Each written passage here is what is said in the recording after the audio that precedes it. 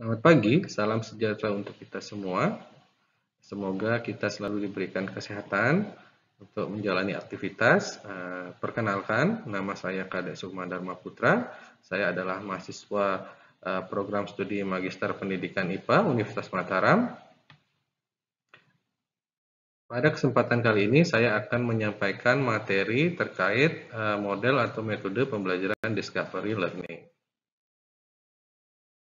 Discovery Learning. Model ini adalah proses untuk memahami suatu konsep secara aktif dan mandiri untuk memperoleh suatu kesimpulan. Cara yang digunakan oleh peserta didik untuk memahami konsep adalah dengan cara melakukan observasi, klarifikasi, pengukuran, prediksi, penentuan, sehingga nantinya peserta didik akan membuat sebuah kesimpulan dari permasalahan yang diberikan. Metode ini pertama kali dirumuskan oleh ilmuwan asal Amerika yang bernama Jerome Bruner. Adapun beberapa pengertian metode Discovery Learning menurut para ahli diantaranya yang pertama Jerome Bruner. Discovery Learning ini adalah pembelajaran yang berlangsung tanpa adanya informasi awal dari suatu konsep atau materi, melainkan nanti peserta didik harus mengorganisasikan solusinya sendiri secara mandiri. Kemudian menurut M. Posnan, model Discovery ini untuk mengembangkan cara berpikir aktif dengan cara menemukan sendiri, menyelidiki sendiri, sehingga nantinya dapat hasil yang bisa bertahan lama. Kemudian yang ketiga menurut Sanjaya, model Discovery Learning ini adalah pembelajaran yang bahan pelajarannya dicari, ditemukan oleh peserta didik melalui berbagai kegiatan. Yang keempat, menurut Sun, model ini adalah kemampuan siswa dalam mengintegrasikan antara konsep dan prinsip. Yang kelima, menurut Rus Effendi, metode Discovery ini adalah mengajarkan untuk menekankan kemampuan peserta didik dalam menemukan pengetahuan.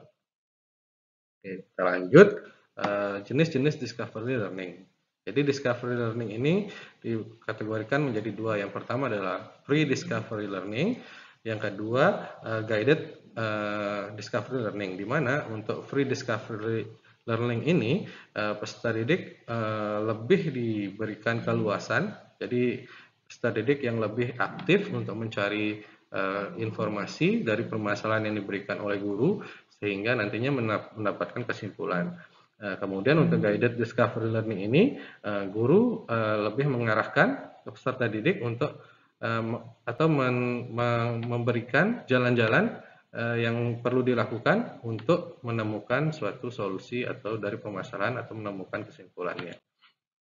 Kemudian kita lanjut peran guru dalam model discovery learning ini. Guru tidak memberikan materi secara keseluruhan, jadinya guru nanti menyampaikan materi secara garis besar. Selanjutnya siswa dituntut untuk mencari informasi sebanyak mungkin untuk membandingkan, mengkategorikan, menganalisis, dan mengintegrasikan sehingga nanti dapat membuat kesimpulan. Sehingga nantinya siswa dapat berpikir secara kreatif. Tujuan penerapan Discovery Learning. Siswa dapat memahami materi yang dipelajari dengan cara menerjemahkan ke dalam bahasa yang lebih mudah dipelajari.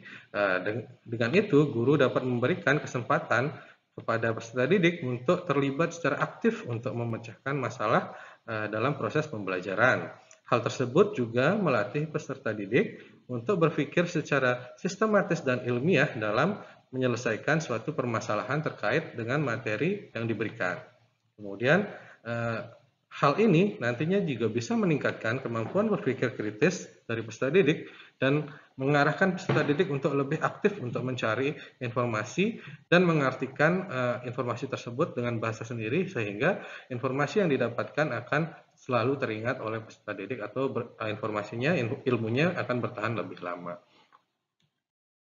Tiga ciri utama model discovery learning. Yang pertama itu adalah mengeksplorasi dan memecahkan masalah untuk menciptakan, menggabungkan, dan menggeneralisasi pengetahuan.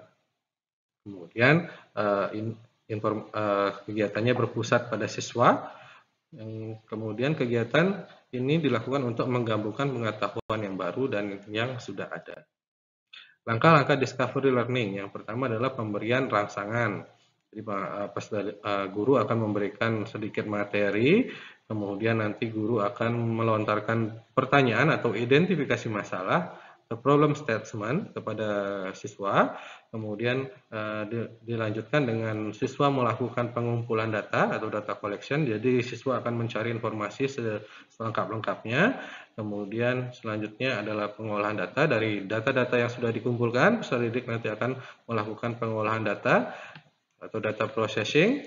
Kemudian yang kelima adalah pembuktian atau verification. Dan selanjutnya adalah menarik kesimpulan atau generalisasi. Jadi nanti di bagian akhir setelah mendapatkan data, kemudian diolah datanya dulu, kemudian dicari pembuktiannya, dan nanti akan dilakukan kegiatan untuk menarik kesimpulan. Oke, kelebihan dari model discovery learning. Kelebihannya itu yang pertama membantu siswa untuk memperbaiki dan meningkatkan keterampilan proses kognitif.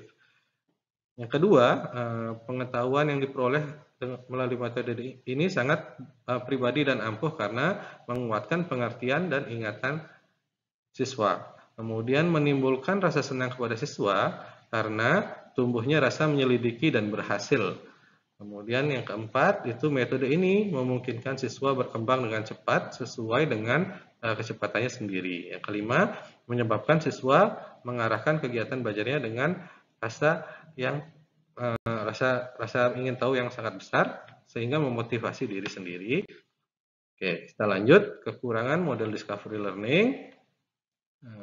Bagi siswa yang kurang pandai akan mengalami kesulitan berpikir atau mengungkap hubungan antara konsep-konsep yang tertulis maupun lisan. Yang kedua, metode ini tidak efisien untuk mengajar dalam jumlah siswa yang banyak karena membutuhkan waktu yang lama untuk membantu menemukan teori atau solusi dari pemecahan masalah tersebut. Metode ini lebih cocok untuk menggambarkan pemahaman, sedangkan jika untuk mengembangkan aspek-aspek keterampilan dan emosi secara keseluruhan akan kurang mendapat perhatian. Mungkin itu saja yang bisa saya sampaikan. Terima kasih atas perhatiannya. Selamat pagi.